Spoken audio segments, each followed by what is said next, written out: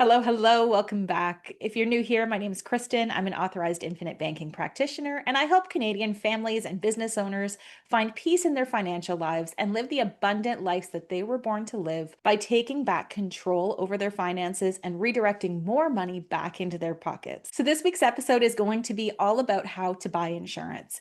The goal for today's episode is to help familiarize you with the different types of life insurance that are available to you and maybe help you decipher which one would be best in your unique situation. Now, of course, when we're talking about the infinite banking concept, we always use whole life insurance. We want it participating, we want it to be specifically structured.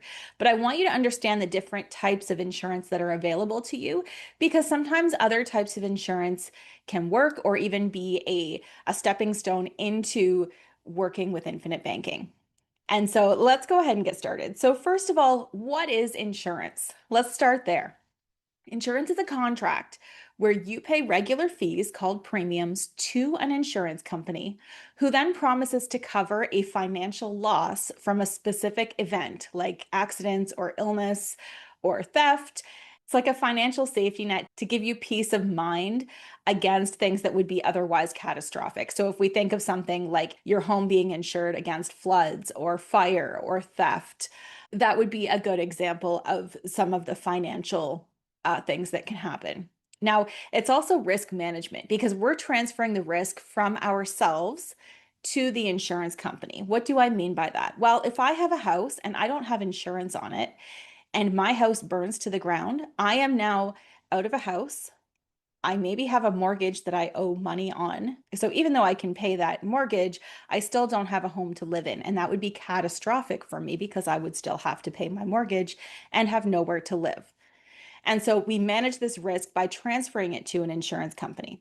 The insurance company, they make money by pooling the risk of a large group of people together. And so the odds of everyone in this group having a house fire at exactly the same time are very, very slim. And so the insurance company charges you a premium. They make money based on how few disasters happen, how much they have to pay out. But you, as the homeowner, get peace of mind that if I pay this couple $100s a month or whatever the cost is, that I'm not going to have that hundreds of thousands of dollars in liability should something happen to my house. So, the biggest reason for insurance is just that risk management. So, we want to transfer the risk from ourselves to the insurance company. Now, most of us are already familiar with insurance. We use it in one way, form, or another. Even my teenage kids have insurance on their cars. They're always offered insurance on their phones when they buy new phones.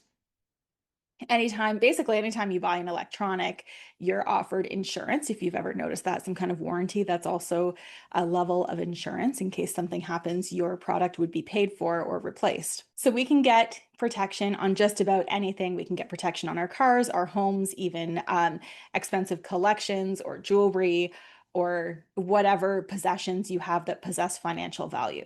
Now, the key is that whatever you are insuring must have a financial value. So you must be able to prove that whatever this thing is would cause you a financial loss. So you would have to replace it. Now, we don't hesitate to insure things like our cars or our homes because those are a given. But most of us don't even think about the biggest asset that we have, which is our human life value. I used to think life insurance was a scam and I'm going to put money away every month for someone else to get rich when I die. That's actually not true. No insurance company is going to insure you for more money than your human life is worth. What do I mean by your human life value? So, this is the value of your future income. Okay, your greatest asset is your ability to earn an income, and we want to ensure that. We want to make sure that if something happened to you and you were no longer able to produce that income, that you would still have that financial loss covered. And so no insurance company is going to insure you for more than you are worth or more than you could produce in your lifetime. And so I've had clients that I sit down with and we're looking at insurance and they see how great it can look and they want to get, $100 million of life insurance, but they're unemployed. So it's very hard to go to an insurance company and tell them that you would like $100 million in life insurance when you can't show that you're going to produce that in your lifetime. Of course, if you're a billionaire and you have a lot of money and high net worth, of course, they're going to look at higher insurance amounts for you. Now, for most of us, that value increases as we age. The more we grow as people, the more we grow our businesses, the more we grow in our careers, the more money we make, and then the more our future income is worth, and so we can qualify for more insurance. I just want to make you aware of that there are limitations. Life insurance is not there to make someone rich when you pass away. It's there to only protect your future income. So let's talk about the different types of life insurance that you can buy. Most of us, when we think of life insurance, we think of term insurance, and this operates very similarly to your car insurance or your home insurance. Now, when you buy car insurance, you're paying a premium, maybe monthly, maybe it's once a year, and you are covered for that year. That's it. If you don't pay your premium anymore, you're not covered. If you pay your premium for a whole year, maybe you pay it for 20 years and you have no claims, it doesn't matter. You're not getting that money back. That is income for the insurance company, and they use part of that money to pay out to the people who did need to make claims. So when we're talking about term life insurance, we're talking about insurance that you are renting, just like your car insurance or your house insurance. So you are purchasing insurance, renting it for just that amount of time. So some of us have a term 10 policy, so sometimes it's called a T10. Maybe you have $1 million death benefit for 10 years.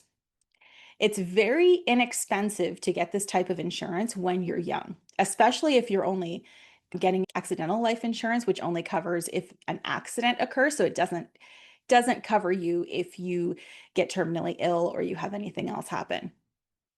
Term insurance has limitations on it, and you are renting that coverage for just that specific amount of time.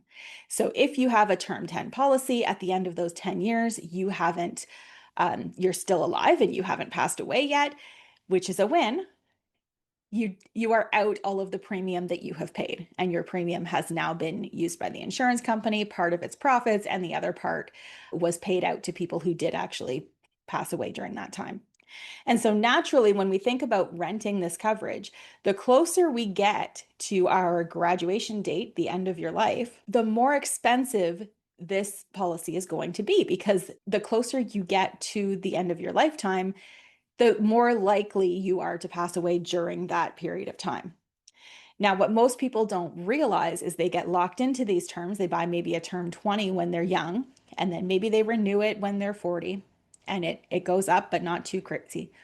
By the time they get into their 60s, now the cost of this insurance is so astronomical that most people can't afford to keep it up. And so they just become uninsured, or they have to drop the death benefit.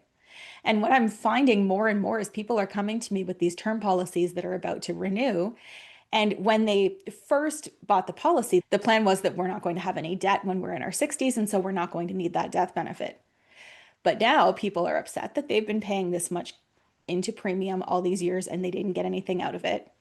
And a lot of the time, they still have debt. They're still owing on their mortgage and they still need coverage, but now they can't afford it. And so if something happened to them, their spouse would be left paying for the rest of that mortgage without the other spouse's income. And so term insurance is wonderful when you're young. It's great as a filler, so it helps fill the gaps. When you're young, you can't afford a giant premium, and that's typical. Term insurance allows us to get temporary coverage to fill those gaps when we need them. So in the mortgage example, if you have a mortgage and you want to have that covered, then we can use a term policy for the term of that mortgage. Now, that brings me into mortgage insurance, which is a type of term insurance that is there to only cover the balance of a mortgage. And it sounds great because your mortgage would be paid off if anything happened to you. But what most people don't really understand is that the death benefit of this policy actually decreases as your mortgage does. The second drawback, and much more importantly, is that mortgage insurance is actually not generally underwritten at the time that you apply for it. So you apply for it, so the bank charges you for it. You are paying into this mortgage insurance. But the problem is that eventually, if you did pass away during this time, That is when the underwriting would happen. And so often what we're finding is that these policies are not paid out when a death benefit is claimed because there was some kind of pre-existing condition or something there that not that the person didn't disclose, but maybe they weren't aware of. And so because that underwriting, that risk management by the insurance company is not done at the beginning, there's a higher likelihood that it's not going to pay out when you actually need it. So I don't recommend mortgage insurance. Another type of insurance that I'm going to touch on, I have whole other videos that talk about universal life in depth, especially pertaining to the infinite banking concept. But just as a quick overview, universal life is a type of insurance where they call it a permanent insurance. You are purchasing a policy, you purchase a certain amount of death benefit, and you are also combining it with an investment. So the idea is that you put a lot of money into this policy in the early years when your cost of insurance is low. You put a lot of money into this investment fund. Every month, the insurance company takes out the insurance premium from that investment fund. And so the idea is for those investments to grow, and then eventually you can maybe have passive income from this. The problem with this is that the cost of insurance generally isn't locked in. And what have we learned about term insurance as we age? It gets more expensive. And so what happens is later on in life, when you want to stop funding this policy, now you're having to put even more money in just to keep that death benefit going and to keep the policy tax free. We still need that death benefit. Universal life doesn't work for the majority of people as a permanent life. So with universal life, there's a couple problems. First problem is that there are steep surrender charges for the first 10 years when you put cash into a policy. It's basically to lock you into these policies. So if you want to cancel it in the first couple years, unless your investment fund is doing really, really, really well, you're going to have a big loss if you want to get out of these policies. Second problem is that the cost of insurance goes up every year because it's renewed every year. It's almost like a term policy every single year. The problem is that the insurance still has to come out of that investment fund every single year. And so as we age and we want to stop funding these policies, the insurance company still needs to take out the insurance portion of your policy. They need to be pulling out those premiums. And so the premiums are pulled out, your investment funds are dwindled even more. And then, of course, there's the problems if the market dips and you don't have the growth that you were promised. And so I just stay away from these. I don't recommend them. They may work for a very small portion of people if they're designed in a really specific way, but that's not something that I am willing to take a chance on. So now let's get into whole life insurance. This is a type of permanent insurance. Everyone always says that whole life insurance is way too expensive. Normal people can't afford it. And that's simply not true. If we were purchasing whole life insurance just for a death benefit, yes, it is more costly than purchasing term insurance when you're young.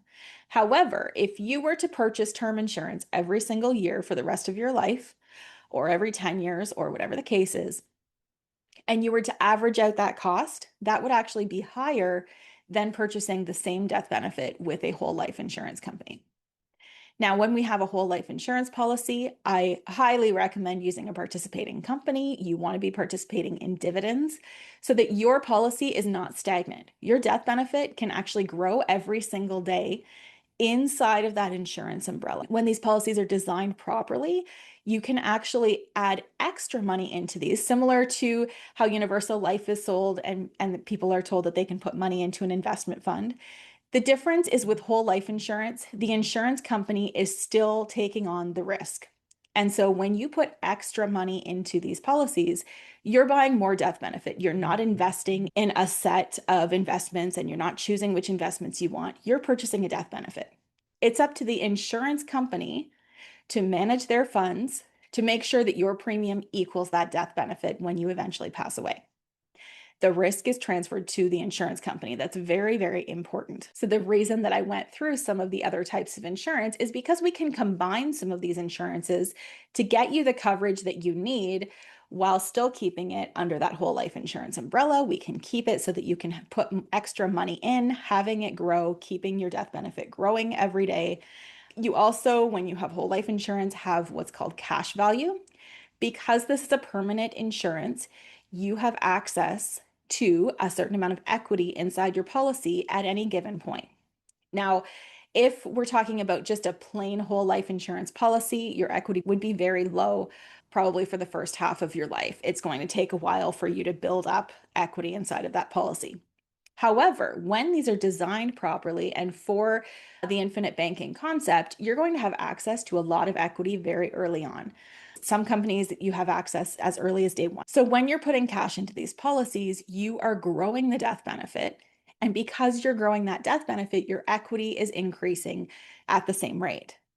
And so the more we build that death benefit, the more your cash value is trying to catch up to it. That's the magic of whole life insurance with a participating company and when it's designed for cash value and not necessarily the death benefit. Now, when we're talking about insurance, we can add what's called riders. So this is extra little pieces of insurance that we can add onto a policy to help make sure that you have all of your bases covered. So, for example, we could add a term rider. So we could add extra insurance. Let's say you have a mortgage and you're purchasing whole life insurance, but you aren't going to need as big of a chunk for the rest of your life. In that case, we can cover maybe your mortgage, your debts for a specific amount of time, and then eventually drop that off when you're ready.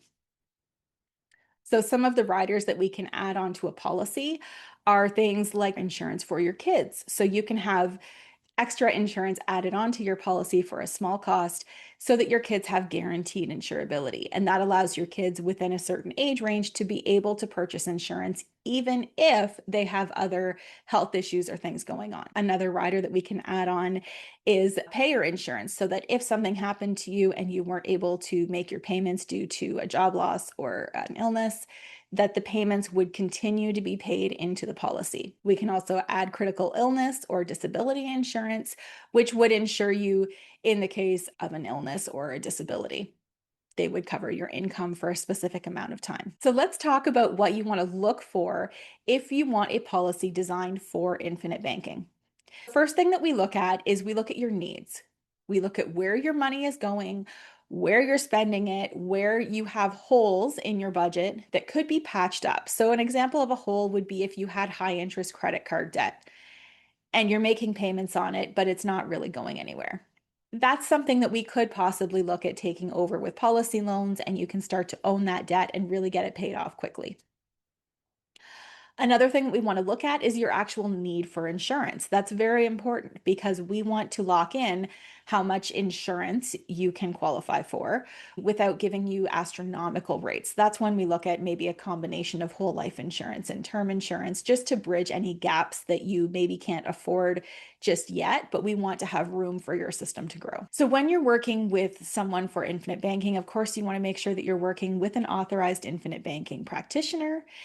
If you're not sure where to start, or you're not sure if your current advisor is an authorized practitioner, then you can go to infinitebanking.org. That's the Nelson Nash Institute website. And they have information about everything under the sun about infinite banking. There's a practitioner list that you can look through to find someone in your province or state. So when you're working with your practitioner, you want to be informed going in. You want to have a rough idea of where your budget is, how much money is leaving your hands every month to interest and fees and all those kind of things. Your practitioner is going to work with you to help you take over more and more of that banking function through your lifetime. But generally, we want to start where you're comfortable. So if you are just starting out, I recommend starting fairly small, and you can kind of work your way into getting more and more comfortable. Like I said, every policy is going to have a minimum base payment that you can put in and a maximum that you are allowed to put in before the entire policy becomes taxable. And so the CRA dictates that maximum amount, or the IRS if you're in the US. And we want to make sure that we keep our policies under that line. So under that insurance umbrella where we can keep them growing tax-free. Now, when you're working with your practitioner, you want to make sure that you understand what's being presented to you. So a couple things that you want to be aware of, you want to understand what the minimum or the base coverage is. So the minimum cost to you. You want to understand what the maximum is and how you can grow your policy later on should you choose to. You want to understand how much is available to you to continue growing and what your options are. Sometimes we have term riders that we can convert over into whole life if you want to expand your system. Other times we start insuring other people. We might have a child rider on the policy that we can later add insurance for that child and start a new policy on them. So there's a lot of different options, and you want to understand what they are. You also want to understand what riders are available to you for the product that you are being shown. So, if having disability insurance is really important to you, you want to speak with your practitioner about how that can be added on. If you have children, you want to make sure that you are asking questions about how we can get some insurability on those children, even if you're not ready to start policies on them yet, what it could look like. Often we can add those riders right onto your policy. So, like I said, you want to know what your base cost is and what your maximum is. Everything in between this is called extra deposit or additional deposits. This is money that is going directly into your insurance policy and it's buying more death benefit outright. So, unlike your base payments that are paying for a death benefit through the rest of your life, when you put extra money into your policy, you are buying that death benefit outright. So, for example, if I put an extra $10,000 in, I might be purchasing $40,000 in death benefit. Now, that alone is, 4 times return. That's great. But what about the compounding that we get from that? Remember, I said you get to earn dividends inside of these policies. Well, your dividends are based on how much whole life insurance you own. And so the more extra deposits you're putting in, the more death benefit that you have bought outright, the bigger your dividends are going to get. And so that's why we see this astronomical growth in the later years. So once we get past that first like 5, 10 years, then we see the dividends really start growing. And that's why, because you've put so much extra cash into buying more death benefit early on when the cost of insurance is fairly low. Okay, so when we're talking about whole life insurance, there's a couple terms that you're going to want to know. So the first term is death benefit.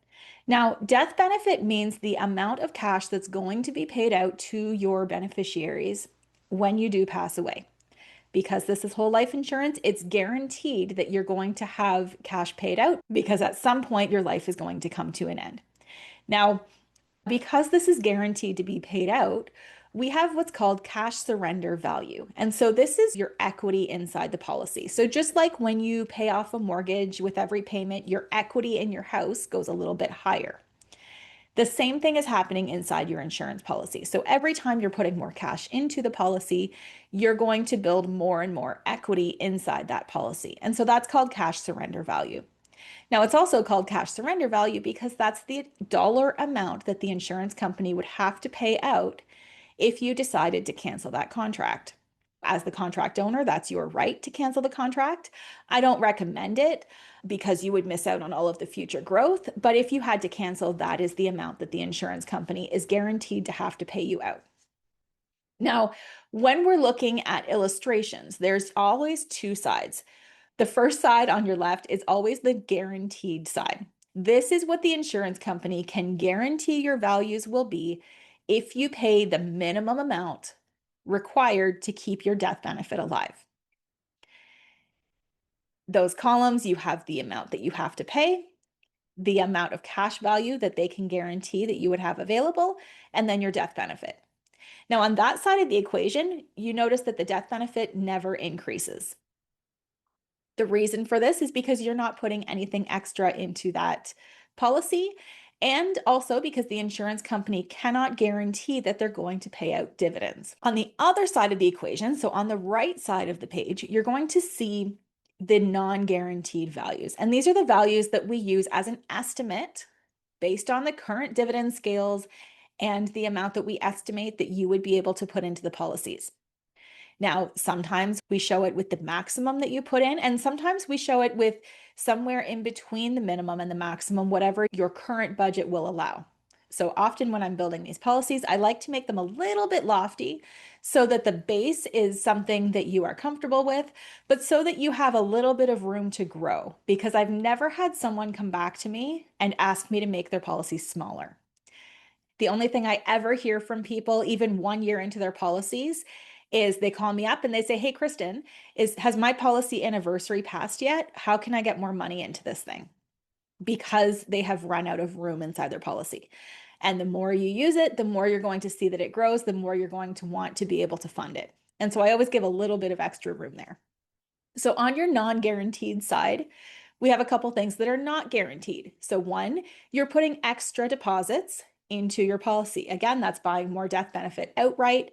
That drives your cash surrender value. So you see that your cash surrender value is much, much higher on this side of the equation. And we see that the death benefit grows every single year. The reason is in the dividend column. Now, insurance companies cannot guarantee that they're going to give out a specific dividend, and they can't guarantee that they're going to pay a dividend. However, the companies that I use have been around for over 100 years, and they have been paying dividends into these policies for that entire time. So every single year since inception, dividends have been paid out. Often when we're giving these illustrations, we also show what it could look like if the dividend scale went down. So when you're looking at these non-guaranteed values, it's important to remember that they can go up, they can go down depending on what the dividend scale is and depending on how much you're funding them. Now, when you're talking with your authorized practitioner and you're working on designing a policy within your budget that's going to work for your needs and what you're going to use the money for inside the policy, because remember, money sitting still isn't doing anything. Money has to be in motion in order for it to grow. You want a clear understanding of what your minimum cost of insurance is and what the maximum is that you are allowed to put into the policy. You also want to know what happens if I have a bad year. What happens if I want to stop funding in 10, 15 years? What's the earliest that I could stop funding and have the policy take over? What would happen if I lost my job and I wasn't able to make the annual payment? Could I switch to monthly? These are all questions that you want to be asking and you want to understand before you lock yourself into a contract. You also want to understand how much the maximum is that you can put in and what the plan is if you want to expand your policy, if you want to expand your system. Sometimes we can make a policy bigger by converting some of the term insurance that's on a rider maybe into whole life. Other times, maybe we start out a policy on another family member. So often in a family, we have a plan of let's get started on the parents. Then when we're ready and we want to expand the system, then we start on the kids. We always want to lock in on the parents first, and then the kids come shortly after. So we want to lock in what we can on the kids, and then we can start growing the system. Once everyone has a policy, then we can start looking at adding more policies on each individual. So yes, you can have more than one policy on yourself. In fact, you will probably want to as you start funding your system. Eventually, you're going to run out of room to put your cash into, and you're going to need another policy to keep your system growing. Now, you also want to understand the company that you are being presented. How long has the company been around? How soon can you take out policy loans? What are the rules around policy loans? Some companies don't allow you to take out a loan for the first year. Other companies let you take out a policy loan on the first day. What does the loan process look like? When you want to take over that control, it matters. Do you prefer to have everything go through your advisor, or do you prefer a self-service dashboard? So you want to understand what the process looks like when you want to do that. You want to know what the current loan interest rate, of course, is and how that compares to the dividend scale. You want to know what could trigger a taxable event inside your policy. What things could you do that may inadvertently change the tax status of your policy. So for example, if we have a great big term rider on and we're planning on taking it off after 60 years, but instead you want to take it off after year 10, that may cause your policy to become taxable. So we just want to be aware before we make any changes, or we want to be aware of any life changes that could happen in the near future that could affect your insurability, that could affect things that are happening inside of that policy, and things that could affect the tax shelter umbrella of your policy. You also want to know about ownership changes. So what happens if you have a policy on your child and you want to transfer it? What does that look like? At what point would you want to transfer it? What if something happened to you and your child is still a minor? Do we have a contingent owner in place?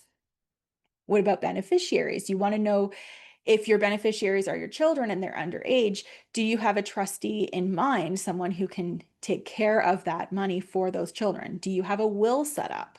Another important thing, we need to discuss that. You need to have a will set up. And so, as you can see, purchasing life insurance is a lot more involved than just calling up your agent and saying, "Hi, I want $100,000 in death benefit, please." There's a lot of different nuances and things that happen that we want to make sure that we're taking into consideration because we want to make sure that we're doing the very, very best for you, not just today, but for tomorrow and for your whole family. And we want to make sure that we're looking farther ahead than just your immediate need today.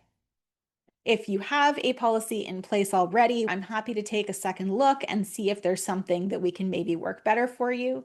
Thanks for joining. If you found this episode helpful, please give it a like and hit subscribe. When you're ready to take the next step with infinite banking, click the link in the description to access my free resources and to book a call to start. We'll go over your unique situation and develop a plan unique for you. Your future self will thank you. Until next time, live free.